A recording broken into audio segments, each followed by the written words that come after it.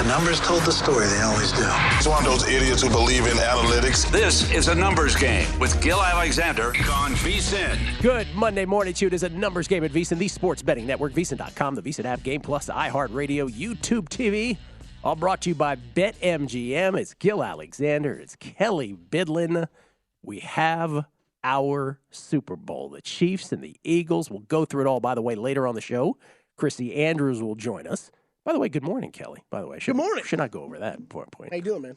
I'm good. Your migraines are okay? I'm doing okay. Yeah. Later on the show, Chrissy Andrews. So here's how we'll do this again. Chrissy Andrews, as we do this in the playoffs, will join us at the end of the show. Last two segments, we'll do the blow-by-blow for each game from yesterday, like we do it guessing line style, the whole recap, detail by detail, from on the field, off the field, Romo, Anita Baker, everything. We'll cover it all. We'll do that in the last couple segments of the show. But we will start there as well. And we will talk about the Australian Open. We'll talk about the golf tournament, the Farmers Insurance this weekend, and moving forward in that. And we also want to talk, the only other non-football thing we want to talk about today is this Jaren Jackson Defensive Player of the Year controversy. Not sure if you're aware of this or not, but this is a fascinating little case study in sports betting legalization and every little detail that must be kosher in not only determining that, but daily props, daily fantasy, and that kind of thing. We'll tease that. That's for later. As far as the games yesterday, let us just begin with congratulating Eagles fans, Eagles backers, Chiefs fans, Chiefs backers. By any measure, what an amazing, let's start with the Eagles. What an amazing thing for the Philadelphia Eagles. Ben Vallin summed it up in a tweet yesterday. Ben Vallin, who's primarily known for his takes on Boston media. But he summed it up by saying, what an amazing turnaround by any measure. Injuries ruin this particular game, he said, but the Eagles don't care. They're headed to their fourth Super Bowl in franchise history. Incredible turnaround by Howie Roseman and Nick Sirianni from 4-11-1 in 2020 to the Super Bowl in 2022. And he's right. By any measure, that is outstanding, despite what happened yesterday, which we'll get into. Just awesome. And let us not forget that the Jalen Hurts, let's seize on the quarterback, when Jalen Hurts was drafted, what was the consensus? What an overdraft. What are they going to do with him? Drafting him so early in the second round. What was that? And yet here we are. Eagles to the Super Bowl, and congratulations again to everybody who has them futures-wise. Also the Chiefs. I mean, it's unbelievable. It's the Patrick Mahomes era. And again, we'll get to the details because there's so many details that got us to this point. But Patrick Mahomes now headed to and the Chiefs and Andy Reid headed to their third Super Bowl in 4 years. And for Patrick Mahomes, as we mentioned, 5 straight championship games in 6 seasons. Remember, his first season, he backed up Alex Smith, only played in 1 game. So basically, every single season of his has gone to a championship game, and in now 3 of the last 4, a Super Bowl. Now, if they only win 1, if they don't win this game against the Eagles and they remain stuck at 1 Super Bowl victory, then maybe you can start talking about missed opportunities. Yep. Yeah, it was, that felt big last night for everything that you're talking about right now, the historical perspective of the Chiefs, of them getting back to a Super Bowl, playing in another conference championship game. Those are incredible marks, but I think that win was huge for them last night against the Bengals, and we'll dive more into that, but I think the win against the Bengals was maybe mattered to them more than I thought it was going to, specifically the Bengals. Did they reveal that it did afterwards? Yeah. My goodness, did they? And then look, I think you're right. I think that this is a season of, and it stinks because they're banged up, but it's a season of putting some of these questions to bed, right? And I think the Burrow-Mahomes questions were starting to, perk up here over the past few months. That clearly affected them. I brought that up last week, that if Burrow wins this game, it's Mahomes and Burrow on the same tier. You can't separate them anymore. Well, maybe you can, maybe you can. That's obviously a more nebulous conversation. Gil, I started thinking about that. Yes, it's nebulous, and yes, it's a subjective complete sports talk rant, but I did start thinking about that with like 3 minutes left in the game. Oh, there's no question. But let's start with the Eagles. So again, with congratulations to all those fans and all the backers who had both of those teams, but let's start with the Eagles. You can be congratulated, you can be happy, but it's another thing. Here's what I'm reminded of, Kelley, before I get into this. Remember the college football national championship between Alabama and Texas, and Colt McCoy came up with weak arm, like towards the end of the first quarter, dead arm or whatever they called it. Dead arm. And I remember after that game, the people who had Alabama chirping about their handicapping win. And I remember thinking, I was like, are you guys the biggest idiots I've ever met in my life? So there's a few people, right, yesterday, because they're Eagles fans or they're Eagles backers or whatever, they want the worst for you, whatever it is. And they're like, yeah, you were so wrong and we were so okay. You can be congratulated. It doesn't mean your handicap was proven correctly. Yeah, we have no idea. Anybody's handicap was proven wrong. Let's separate those two matters yesterday. By the end of the first quarter of that game between the Niners and Wait, Gill, so you're saying I shouldn't bust out the money gun because I was on the Eagles money line yesterday? Okay, That's correct. You should not.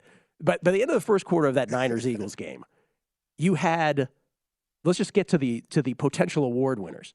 You had the potential coach of the year in Kyle Shanahan, who should have obvious by Devontae Smith's reaction to his non-catch on a very high-leverage fourth down play in a scoreless game. He should have absolutely have challenged that play just on the tail of Devontae's reaction. Yep. That's the potential coach of the year. Then, of course, you had the potential offensive rookie of the year in Brock Purdy getting hit and injured by Hassan Reddick. And again, ulnar nerve issues is probably what it is, something that time, a day or two, would take care of. But you've got no feeling in your hand. You can barely grip a football is the sort of medical reaction to something like that. He is knocked out of the game. And then you have the potential defensive player of the year who gets hurt sitting on the sidelines. He did get in the game, but it was one thing after another. By the way, this was after the second play of the game where Dre Greenlaw got temporarily knocked out. You're like, oh, thank God he's back in the game. This would be the worst thing that happens to us today. Yeah. Let that, So it was this. Fred Warner go down. Yeah, the Bosa. I'm sorry. It was Warner at first, not Greenlaw. Warner, My bad. Yeah, and then it was the Bosa was and who was it? Olsen on the call. Olsen's starting to crack me up with some of these things now, where it was like he was like, and there's Olsen down again, and he's gonna go out, and then it was like, and Olsen's coming back in again. Yeah, and then of course by after the first few plays of the second half, by the first few plays of the second half, then Josh Johnson gets knocked out. Linval Joseph hits him, and his head hits the ground, and so for really a half of football, the San Francisco 49ers, who had their third string and their fourth string quarterbacks knocked out of this game, did not have a quarterback who could physically throw a forward pass. Was it somebody yesterday was saying they would have been better with 67-year-old Steve Young out there? By the way, I don't know if he's 67. Matt, yes, they would have been. Yes, they would have been. They would have been, but that just shows you how ridiculous it was. I mean, the competitive portion of this game was over. There's no doubt they would have been better. So, again, congratulations to you. Let's not chirp so much. Matt Goldich, by the way, put it this way. He goes, the 49ers' fifth-string quarterback is George Santos. There's a little political humor for Matt Goldich. Anyway, so it's a shame for those of us who had Niners futures. By the way, this is why they call it betting, right? This is why they call it gambling. These things can happen. The likelihood of both of your quarterbacks getting knocked out in any particular football game is slim to none, but it happened. By the way, on the Megapod, I did ask, who's the Niners backup? Who's their active backup quarterback for this game?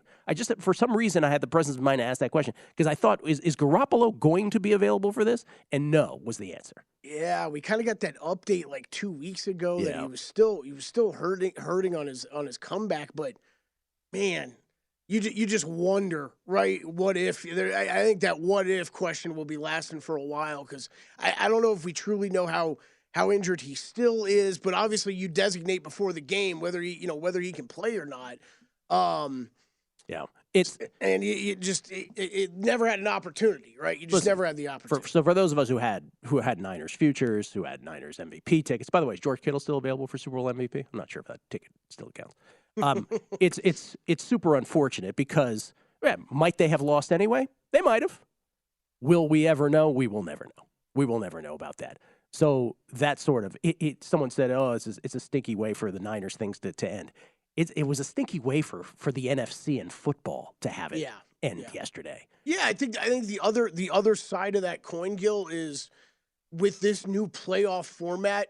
This is the greatest example we've seen so far of how valuable getting the 1 seed is, right? Because you can kind of, I don't want to say luck, but I'm going to kind of luck your way into a Super Bowl, right? It is, you take care of business against a crappy 7 seed team, and then you just have one injury, and the Eagles are in a Super Bowl. Or 2. And I'm not taking anything away from the Philadelphia Eagles and what they did all season long. Good for them. And how good of a team they are. I'm just saying, think of what the Chiefs and the Bengals went through yesterday, and who's remaining in this race for a Super Bowl, and what the Eagles' path was to history won't care. Like if the Eagles win the Super Bowl, history will not care that they crushed a horrible Giants team, that they beat a Niners team that didn't have a quarterback who could throw a forward pass for a half of a football game.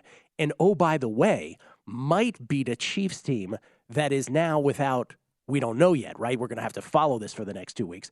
But good God, at wide receiver and in the secondary, what are they going to have? So, again, history won't care. Good on the Eagles. A number 1 seed helps that very much, at least on the front side of that. And then if you catch a break or two, my goodness. So congratulations against the Eagles. Tough way for the Niners and Niners backers to fall. We will talk about all the officiating in both games, and we'll talk about the Chiefs and the Bengals on the other side. Oh, boy. How'd you feel about the officiating yesterday? Did it ruin the entire day for you?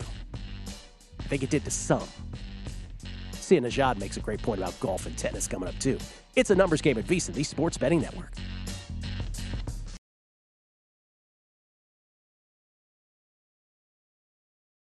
A numbers game on VSiN, the Sports Betting Network. It's time to download Nevada's premier sports betting app, BetMGM Sports. BetMGM with all your favorite wagering options, along with in-game betting, boosted odds specials, and much more. Download the BetMGM app today and stop by any MGM casino on the Strip with your state-issued ID to open an account. And start placing sports bets from anywhere in Nevada. Whatever your sport, whatever your betting style, you're going to love BetMGM state-of-the-art technology and fan-friendly specials every day of the week. Visit BetMGM for terms and conditions. Must be 21 or older and physically located in Nevada. Please gamble responsibly. Gambling problem? Call 1-800-522-4700. We get tweets at Beating the Book. I always appreciate the feedback. John Anthony II, I believe he goes. He says, I did find it crazy how all week you were the only one to note the importance of Jimmy G if he would be back up today. That was from yesterday, yeah. That would have been nice. Would it have changed things? Well, we would have they would have had someone who could throw a forward pass. That's for sure. I mean, yeah. So yes, it changes things. Hockey skeptic Scout, and this is such a great point, and this I wanted to bring up as well. I hope that on ANG you discuss the live betting angles available in the Eagles game. Can't adjust the line enough, etc. 1,000%. We always talk about these moments in sports that come along that you have to be able to seize upon and exploit and just say, whatever it was I thought before, whatever it was, this is in front of me. I have to just purge all of that and go with this. We talk about with like a tennis player who all of a sudden has the yips, right? Like, oh my God, she can't get the ball over the net. You gotta, you want to hug her, but the capitalist in you just like, I gotta fade it, right? This was that yesterday, right? Like you couldn't bet the Eagles enough, or as it turned out, the under enough, because you just knew the Niners were helpless. Brock Purdy, when he got back in that game from the early plays of the second half to the end, they attempted 2 forward passes. That's it. 2. And both of them were like the shortest that could possibly be imagined. He just couldn't do it. And there was a moment there where we thought Kyle Juszczyk was going to be the quarterback of the San Francisco 49ers. I'm actually kind of surprised Shanahan didn't go to that. Yeah, like, or you would have thought like maybe just going straight Wildcat would have been in their best interest or something like that with McCaffrey. They tried that with McCaffrey. That didn't look too good. Do you want to hear Purdy talking about the injury and the process of it? Please, absolutely. Just, my arm just felt like it stretched out. Just felt like really a lot of just shocks all over from my elbow down to my wrist, front and back. Just pain, really, all over. Getting an MRI tomorrow. It is a little swollen in the forearm area near the elbow. And so I know, man, it's still in pain, obviously, but just got to get the MRI tomorrow. I've been throwing after the hit occurred on the sideline just to see where I was at. But even in those throws, it was painful. And so I couldn't throw anything probably over 10 yards, 5 yards. So that's why we just had some screens. That was really our only option when I went back in. Oof, brutal. As it was explained to me, Purdy clearly has some sort of stretch injury to either his ulnar or median nerve, which passed through the elbow. The ulnar nerve slides in the ulnar groove, which is at the elbow where the funny bone is. So any kind of contact or stretch injury there affects the ring and pinky fingers. Whereas the median nerve, which is on the other side of the elbow, controls the thumb, first finger, and middle finger. So a stretch or crush injury like that causing numbness and tingling would radiate down. Whew. Yeah, circling back to your live betting point, it was, I got in as well, but I waited a little while just because I wasn't, it was so, watching it live was so odd looking, right? Because you had that the fumble part of it, which I picked up on like immediately. I'm like, no, I think that ball was out of his hand when it got knocked forward. But the injury was, I kind of felt like he was going to come back at some point, and then he never did. Let's get to the, let's give the Eagles credit though. Shanahan doesn't challenge the Devontae Smith fourth down scoreless game. Yeah. Not a catch, right? Not a catch.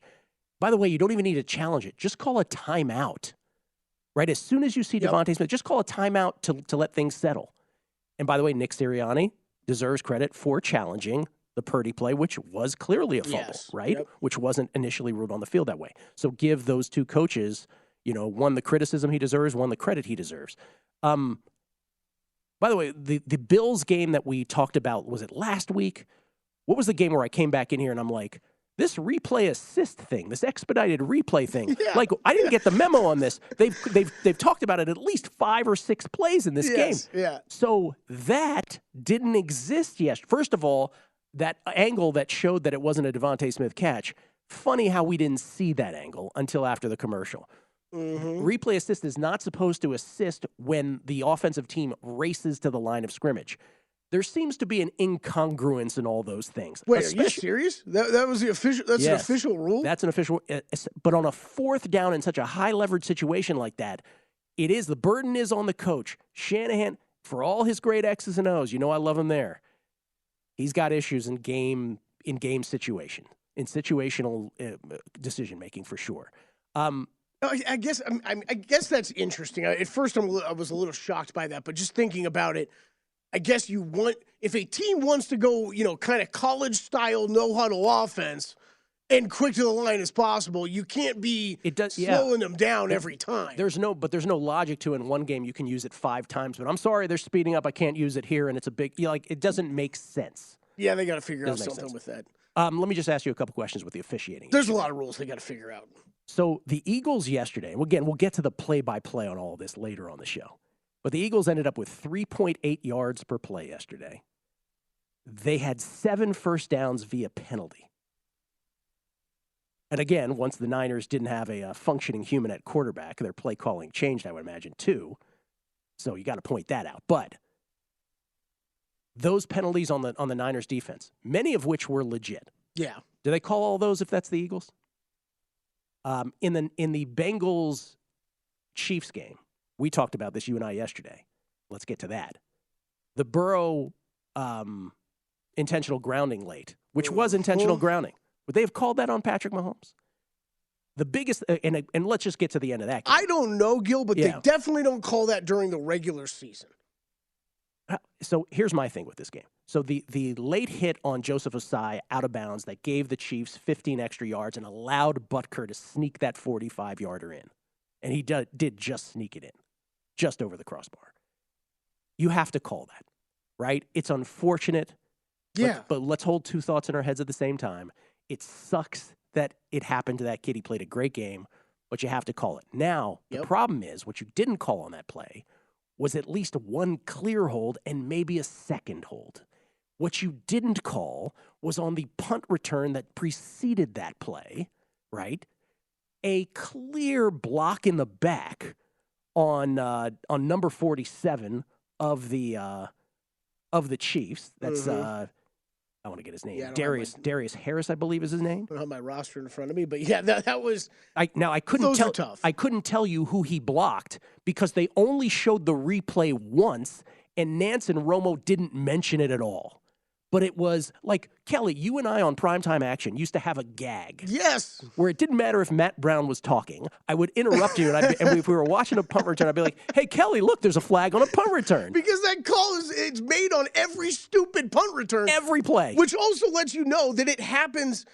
I guess this is where you and I were texting about this last night. I think the NFL just has a rules problem on their hand. I don't really know it's the officiating. I think it's almost impossible for us to ask these officials. That's a good point. Officials to actually officiate the game correctly with the way the rules are set up. Again, that intentional grounding call, they don't call that during the regular season. We've seen that. You watch every Sunday, you see way more passes that are way over guys' heads or shorter than that throw was that don't get called because they don't want to have that, it's all about penalties, and they don't want to have that aura around the refs. But it's just I think they're in a real tough spot when it comes to holding, when it comes to hitting the quarterbacks late, high or low, right? Pass interference. Can we put up the Sia Najad tweet? Yeah. Because we're going to talk about the Australian Open, the Farmers Insurance Open a little later on the show. But I've made this point about tennis before, and this is just a betting sort of point from Sia, who's on this show a lot. I had an amazing PGA week. He said I had an awful NFL week. NFL is king, but I'll say this about golf betting. You don't need to worry about officiating in golf, and I'll say the same thing about tennis. In the NFL, refs have the power to control the action and the outcome. That's simply not a thing in golf. Bet accordingly. And I just think that's a great tweet. Just for better, listen, we all love football. None of us are going to stop betting football. I'm not suggesting we are. Football is our religion. It was the first love of my life. Yep. Right? I had immigrant parents, and by 6 years old, I was obsessed with this thing, and they're like, who is this alien child?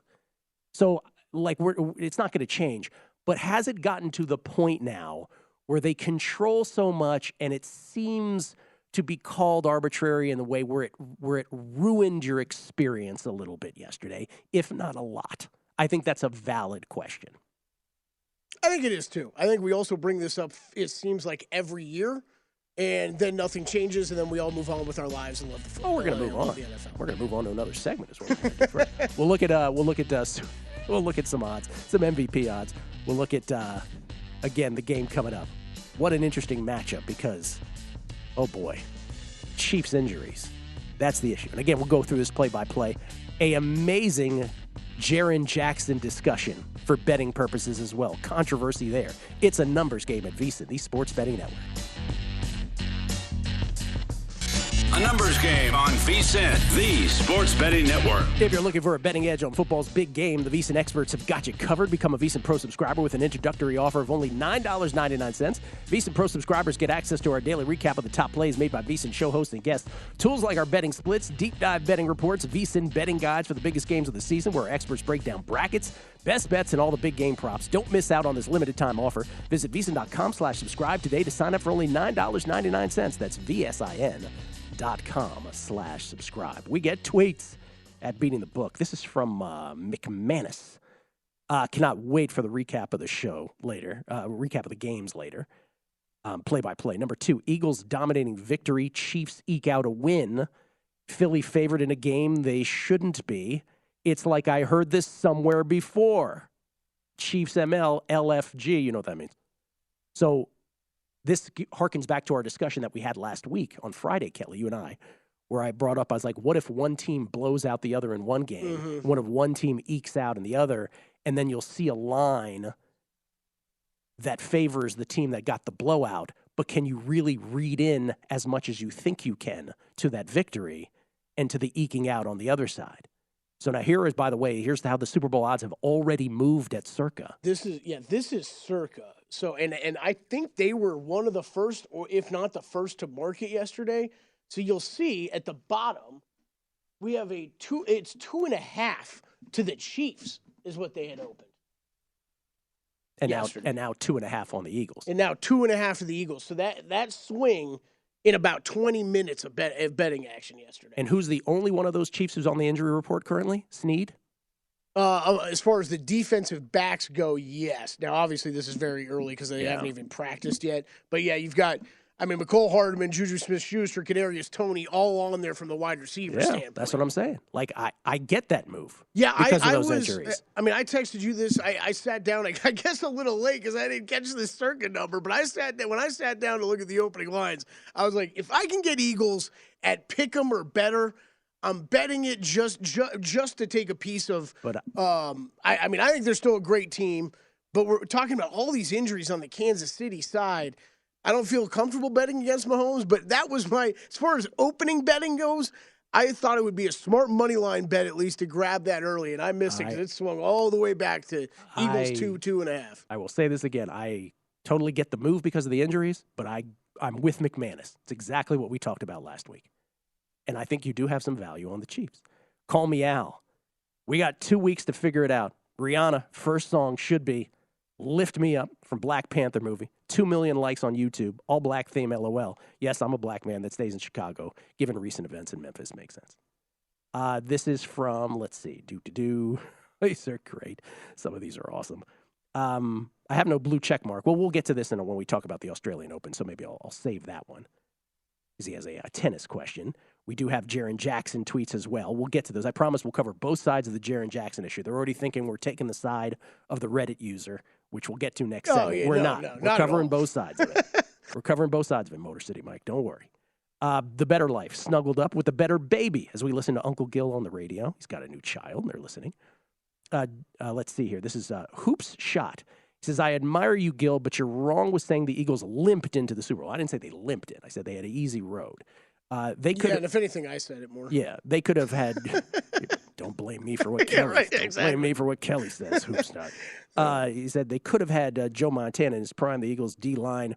What does it say? The Eagles limped in the Super Bowl. Oh, they could. Oh, the Niners could have had Joe Montana in his prime. The Eagles D line mauled that O line to actually knock out the quarterbacks. The Eagles are better on both sides of the ball. Period. Sure, maybe.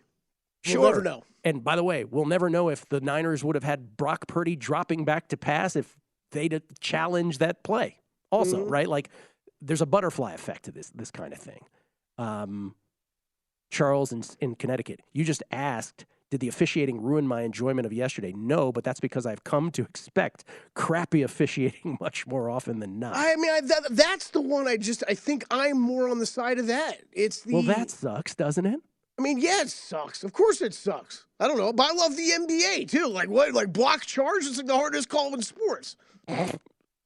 I mean, geez, did anybody see the Lakers-Celtics on Saturday? Oh, my God. If you want to talk about bad officiating, we could go places. Against LeBron, right? Yes. Robbie, Gill, no one has brought up the butterfly effect. Meaning, we just talked about it. Meaning if the pass to Smith is overturned, the Niners get the ball, all the events change, and Brock Purdy play, and his injury never happens. Nothing after that happens because the whole course of everything changes. Yeah. Jack Hannon makes a great point. So Kirby Smart calls a timeout after seeing a formation, but Kyle Shanahan doesn't throw a flag after seeing Devontae Smith's reaction. Think coaching doesn't matter? 100%. You know what? Noted Niners fan, our director, Isaiah Wrinkle, said it before the show to me. And he's right, because at first I brought up the challenge point. What you do there is call a timeout, because it's so early in the game. I know you said it too. But you call a timeout. I don't think... because it's so early in the game, I don't know if I've got the stones to throw a challenge flag there either and kind of... listen, if I hadn't seen Smith's reaction, I'm not going to suggest I would have had the presence of mind to do it either. Yeah. Maybe not, though. But as soon as you saw his reaction, I'm screaming at the TV, dude. Yeah. I'm like, throw something. Yeah. It's a fourth down play. Brad. Or at a minimum, you call a timeout, right? Because it makes them look at it more. Plus, you're not in this hurry-up mode. Spiderweb. What everyone is not talking about is on that last Mahomes scramble, 92 is being held on a blanket hold. Again, we've talked about all this already. Let's see. AJ Fiore, let the Tom Brady to San Francisco talks begin. Boy, that's a tough thing. Like, Purdy got hurt, and so now they're going to go full steam after Brady. Did you see a Rex Ryan thing this weekend? Did you see this?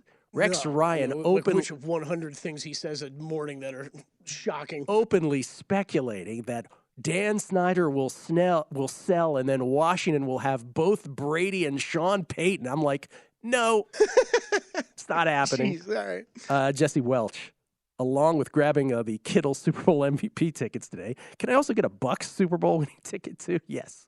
Both available. Yeah.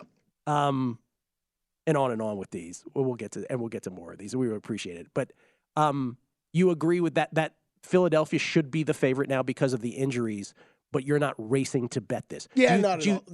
Will this be the exact same swing back and forth that we saw with the Chiefs last week? We texted about this last night. Yeah. I think that's going to be the interesting thing to watch, the next couple of weeks. I mean, we're still talking about it's going to be Chiefs injuries, right? That's all you're going to hear about for the next couple weeks. And the one, I don't know how much that's going to affect the line over the next couple weeks. If they are, if some of these wide receiver injuries are worse, and Snead, gets ruled out or something like that, I think that might influence the betting from more of the, pro sharp guys, whatever. But the one thing we know for sure, almost for sure, I guess I'm assuming this, on Saturday or Sunday, day of the Super Bowl, you're telling me Joe Public's walking into the sports book and seeing Patrick Mahomes at plus money on a money line, and they're not betting that? Like, right. That's where I think, it might take 2 weeks, but I think you're going to see movement on game day. Yesterday, the Chiefs played the final quarter of that football game with Valdez-Scantling, Marcus Kemp, and Sky Moore at wide receiver, and 3 rookies at cornerback against one of the best quarterback wide receiver combos in all. Yeah, and I don't really know what that whole story is with the secondary. That's the one I'm looking forward to seeing more detailed injury reports on once they start practicing again. But Nance brought that up on the broadcast about how, at a certain point they had three rookies out on the field for an extended period of time. And I mean, hey, this is where whatever guy was tweeting at me about the Eagles. The Eagles are still really, really good. Yes. And I'm sorry. If there are... This is an exercise in holding multiple thoughts in your head at the same time, ladies and gentlemen. It's the perfect exercise of that. Yes. The Eagles had an easy road to the Super Bowl. Are the Eagles still damn good that they're better than every team in the NFL? Yes. Yes, that is absolutely possible. It's amazing. So I'm sorry. If I know more, the Kansas City defense is going to be starting that many rookies in the secondary against the likes of A.J. Brown, Dallas Goedert, Devontae Smith, yes, I'm going to be looking at betting the Eagles in this game. We also found out from Jim Nance right before the game, did you hear this? That Travis Kelce almost didn't play. I know. He looked like he might not as early as yesterday morning, after tweaking his back on the second to last snap of practice on Friday. Yeah, that was very bizarre. So that was bizarro as then, well. He looked fine, right? By the way, let's sort of close the loose end on this. You mentioned how we learned after the game just how much the Chiefs were affected by all this Burrow talk. Oh, gosh, do we have the Mahomes sound on this? Yeah, we do. We can. You know what we can do, Isaiah? Roll these back to back. Let's go, Kelley, and then Mahomes post game talking about. They beat us last time. They were talking about we got to play them. There was a lot of stuff. I mean, the mayor came at me, man. I mean, I understand he's the mayor of Cincinnati, so he has to think about something. But it's something that you just got to play the football game and then let your play do the talking. Just want to thank God, man. Woo! Burrow had my ass. Woo! It's Mahomes' house. Hey. Yeah. They were cared about. They cared. They cared big time. By the way, we haven't brought up Tony Romo yet, but the most appropriate way to end that broadcast last night was after that when Romo goes, "It's not Burrow land," he said. Arrowhead? What? That's like, oh, God. Oh, God. Go off the air, please, already. Coming back. A little golf and tennis talk. More football. Numbers Game Visa, the Sports Betting Network.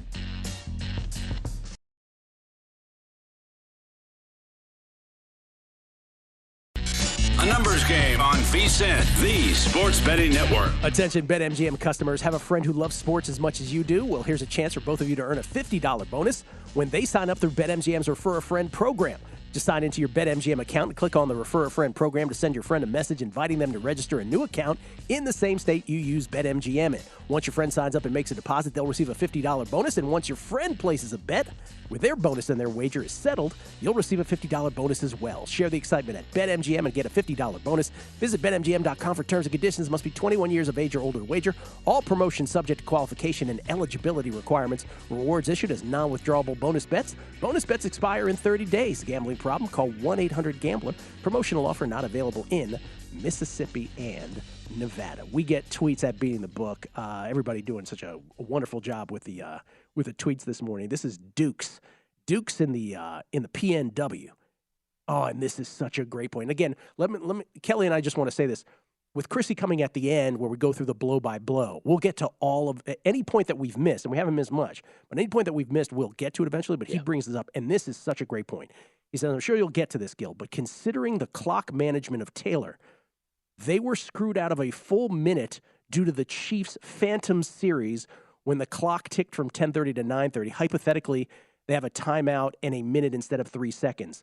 Let me just sort of distill this, because this, I believe that what he's talking about is when the game was at 20-20 and the Chiefs, remember, we thought they had a 6 and out. And we're like, okay, they're going to punt the football. Because on 3rd and 9, Mahomes hit Kelley with a 4-yard pass. And it's like, okay, Casey's going to punt. Nope. Apparently, the play never happened.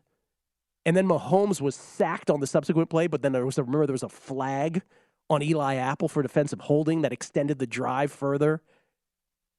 And like the Bengals backers and fans and players and coaches were livid, understandably. Luckily for everybody, and I mean this for everybody in football America, football world, luckily Casey had to punt there eventually anyway after 3 more plays because of all the refereeing controversy yesterday, Kelley. If that had resulted, if that sequence had resulted in the definitive go-ahead winning score for Kansas City, we would all be apoplectic today. Yeah. That one was as bad. That's as bad as things were this weekend, as they got this weekend. And not saying that you were saying this off air, which is a great point. The officiating, like they had a lot of things going on, and so they had to sort it out. But the fact that we as viewers or as fans had no clue, Jim Nantz and Tim Romo had no clue what was happening, that would have left a horrible taste. Yeah, I mean, it's a lot. There's the communication between scorekeeping to the refs and yada, yada, yada, and there was clocks, moving and not moving, and it's, I don't know. I just go back to what I said at the start of the show. I think it's these refs are just put in a tough spot with how the rules work sometimes. Dom Perignon, underrated part of home field advantage is the unconscious bias of a ref throwing a 50-50 penalty against he means the visiting team in a high leverage spot. We always say that about the NBA, where they're right on top of the fans are right on top of the refs. Logic 3227. Only bad thing about this Super Bowl matchup is that for 2 weeks now, I'm going to have to hear about how it's the Kelley Bowl. Brother playing brother will be shoved down our throats for 2 weeks. Oh, also it's the Andy Reid Bowl. You may want to get that shoved we hadn't brought it up once yet. D-Gen Southern Gent. Did you not see the 49ers-Eagles game as the same kind of betting opportunity as the TCU-Georgia game? I just kept smashing the Eagles once the game developed. I'm surprised a lot of books didn't start taking lines down to avoid getting one-way action. I mentioned it earlier. Yeah. Absolutely.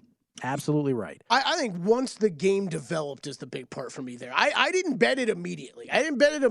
Because I was unsure of what Purdy. He kind of looked fine, right? But it was just the feeling in his arms and stuff. So I got in on live a couple times, but I definitely could have gotten better numbers. There's no doubt about that. There was a point in the play-by-play where Wishnev texted me. He goes, I don't think there's a big difference between Purdy and Josh Johnson. And then Johnson doesn't catch that snap, and they fumble. And he goes, maybe I've underestimated the ability to catch a snap. Neil Galbraith, why did Cincy not punt out of bounds? Why give them a chance to return the ball? Yeah, I mean, that too. Talking about the final punt return where a block in the back was not called. Yeah. Mailman. Could he have gotten it down there that far? I mean, you're still trying to. The problem is with that is you're still trying to get every yard possible to make it the longest field goal possible. Right? Taylor bitter after that because he saw that. By the way, he continues. He goes, I was just dying at you talking about a women's player getting the yips. You want to hug her, but the capitalist in you is just saying, I've got to fade her. Spot on, Gill. Spot on. Johnny Ringo. Eagles fans holding 2 thoughts in their head at the same time. You guys have jokes today. By the way, the Tony Romo thing I mentioned, the thing about the Chiefs having the Bengals in their head. At the end of the game, it was the perfect way to end that broadcast. He goes, it's not Burrow land, he said? Arrowhead? Like he totally missed that part. The way I took that, Gill, is somehow Tony Romo hadn't heard this joke That's or whatever. Correct. He had not heard it. 2 weeks or whatever. How did he not hear it? It's like it was breaking news that Kelley was announcing to him, like, oh, this was a thing? There's a couple more things he did in this game. I have so many quotes from him. I just kind of chuckle sometimes, I guess, because I think there's a lot of people out there, and, maybe it's me, maybe it's, I don't want to mention other guys, but maybe someone like Todd, too, where it's, if you listen to this show often and you're like, what's this random dude Kelley yelling about all the time? Like, I kind of get it because that's how I feel like Romo is these days, where I'm like, dude, like, calm down. Like, what you're yelling about here doesn't even really matter, and it's just nonsense that you're spewing. Remember that first Chiefs would-be touchdown to Tony that was ruled incomplete on the field? He might have caught it, but they didn't have enough evidence to overturn it. Still deciding. They haven't determined it yet. Nance goes, under his breath, and Nance goes, said incomplete. Oh, incomplete now, you're right. That's exactly what I'm talking about. He, like, overreacts and acts like a child to, like, everything. And it's like, all right, calm down, man. There was also the moment in the game. I don't know if you caught this, but he was talking about the Mahomes disrespect or whatever, and compared it to Jordan in the 92 finals. Yeah, Nance praised him. And he did, but immediately I went in my head, too, and I'm like, Romo would have been damn young to have had these, like, opinions about that game. He was would have been like 12 years old on that game. That's like Nance brought it up. He's like, wow, it was really good of you to be aware of that at such a young age. This is a tweet now. Let's transition real quick to tennis. Are we supposed to do Jaren Jackson here or tennis and golf? Tennis and golf. Let's do tennis and golf. We can start tennis and pick up golf on the other side. Yeah, all right. So tennis. This is from I Have No Blue Checkmark. After the mandatory Super Bowl discussion, and we'll get back to it because we'll do play-by-play here as well, would love to have your perspective on how Sabalenka and Swiatek would match up on the three surfaces of the upcoming majors, since it looks like Sabalenka's serving issues have been resolved. Is she better than Iga? Okay, so first of all, let's get back to the Australian Open. So I had a bad weekend because I also had Rybakina with Djokovic as a exacta, or as a parlay to win it. That was Rybakina Sabalenka. So I went to San Francisco after the show on Friday, Kelley. And I came back and I arrived back at 12. I had to take care of something. I came back at 12:30 a.m. back to my house. Mm-hmm. So Rybakina and Sabalenka had already started. I watched that whole match, slept for 2 hours, then played Todd and tennis and slept my butt off afterwards. But that match was like Hagler-Hearns for women's tennis. It was awesome. It was outstanding. Now, unfortunately, I had Hearns in Rybakina. So the takeaway from that, from both sides of the Australian Open is, I think the women's side now has a couple players who definitely now that can scare Iga in a more legitimate way in Sabalenka and Rybakina. If you will. Not on clay, to answer this gentleman's question, not on clay. Iga's still the woman to beat on clay for sure. Does it call into question more, again, grass? Like Rybakina's probably the player to beat on grass. The U.S. Open, where, again, Swiatek is the favorite. Could you see Sabalenka or someone else winning that? You could. Iga's still the player to beat. But, yes, I think the big takeaway from that tournament is it's not quite the gap that it felt like before this tournament. Let's put it that way. So, French Open, you've got... Iga's still minus 110, right? Minus 110. Wimbledon, Iga is 4-1. Is she still the short shot for Wimbledon? She's never won on grass before. 5-1. Rybakina 7-1. Sabalenka 8-1. And so I think that's correct, right? I was interested to see if they shifted these. They did a little bit. Iga's still number one in the world, and she should be. But yeah, she should probably incrementally drop to 5-1, and then on grass, and 7-1 and 8-1 for those two. And then the U.S. Open, Iga should still be the favorite. But yes, if Sabalenka is not having serve issues, this is probably the realization of her potential. And then on the men's side, the takeaway was simply, look, the most feared words in tennis are Rafa on clay, Rafa at the French. Second is Novak Djokovic at the Australian Open. He's won 10 of them now. Rafa's won 13 French Open titles. These are cartoon numbers. These guys are gods. They're not players. They're gods. Yeah.